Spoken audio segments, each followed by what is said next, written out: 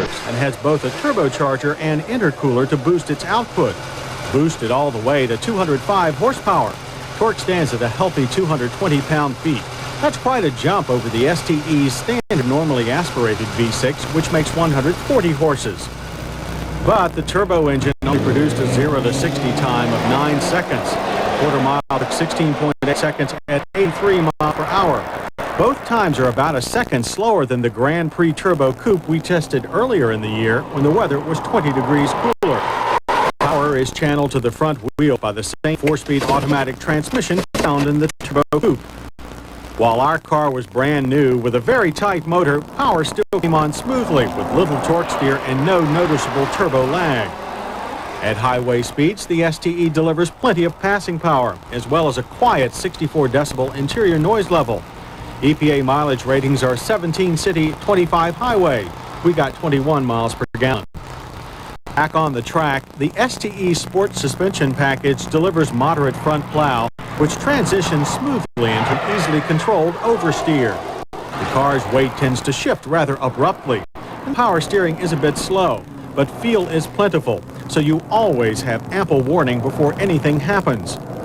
High-speed maneuvers are this suspension's forte, as the car locks itself to the pavement and refuses to let go. More sedate daily driving delivers a firm but comfortable ride, and sometimes harsh downshifts from the automatic transmission. The brakes on our test car are 4-wheel disc with ABS. They stop the STE from 60 and a good average distance of 120 feet. Like most ABS on GM cars, there is a good deal of system noise and pedal pulse when the anti-lock kicks in. You certainly know that it's working. Stability is excellent and feel plentiful. Since the STE is the top Grand Prix sedan, it gets the top interior with selected parts from the Turbo Coupe as well as a few unique features of its own. All of our staff found the STE's cockpit to be roomy and comfortable. There are a wide variety of materials and textures. While some of our staff prefer plainer surroundings, others considered it stylish and modern. There's no disagreement about the instruments, however, which are all large, clear analog gauges.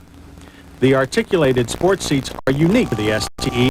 Our test car also featured a handsome optional leather package.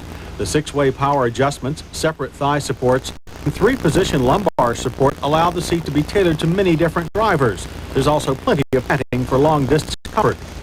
Most seat controls are on the center console where they're easy to reach. Dash controls are large and clearly marked, especially the pod-mounted switches for wipers and lights. The heat controls are the usual well-organized Grand Prix pod tucked away next to the steering column. It shares dash base with a standard Delco AM/FM cassette stereo. While its many small buttons can be confusing, it's easy to reach and simple to tune thanks to the satellite radio controls on the steering wheel. Its 8 speakers are scattered liberally around the car's cabin and give a full, well-rounded sound. A compass and easy-to-use trip computer and the center console help you find your way on long trips. And there's good rear passenger room so that your guests won't be complaining before you're out of the driveway. They might, however, complain about the short bottom cushion that robs the legs of needed support. A pull-through door is provided for long items like skis. Loading large cargoes can be a problem due to the small trunk opening and fairly high liftover. But like all Grand Prix, the trunk itself is wide and deep. Pricing the Grand Prix STE Turbo is a simple matter.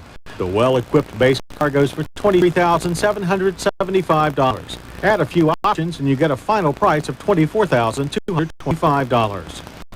That's a bit more than a Ford Taurus SHO. SHO's 24-valve V6 is more powerful than the Grand Prix Turbo and thus quicker.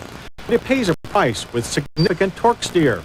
There's no automatic transmission available either, and its anonymous styling lacks the flash of the STE. The Mazda 929S cost a couple of $1,000 more than the STE. Being more luxury-oriented, it lacks the Pontiac sharp handling, but offers a much smoother ride. It's not as quick as the Grand Prix or as well-equipped. In our safety check, the Pontiac Grand Prix STE passes with rear shoulder belts and anti-lock brakes. It lacks airbags for the driver and front seat passenger. But it's not lacking in standard equipment or overall performance. We're also happy with the anti-lock brakes, generous interior room, and large trunk. The small trunk opening, on the other hand, can be annoying. As and look-alike stereo controls, short rear seat cushion, and harsh auto transmission downshifts. The Pontiac Grand Prix STE Turbo is one of a rare breed. Aside from the Taurus SHO, it's the only real choice for car buyers looking for an American four-door sports sedan. And if it strikes your fancy, then you'd had better move quickly. The STE Turbo is only available in limited numbers, and next year won't be available at all. That's because General Motors is discontinuing the 3.1-liter turbo engine in 1991. Whatever replaces it may be as efficient, but it won't have the enduring character that makes this Grand Prix stand out from the crowd.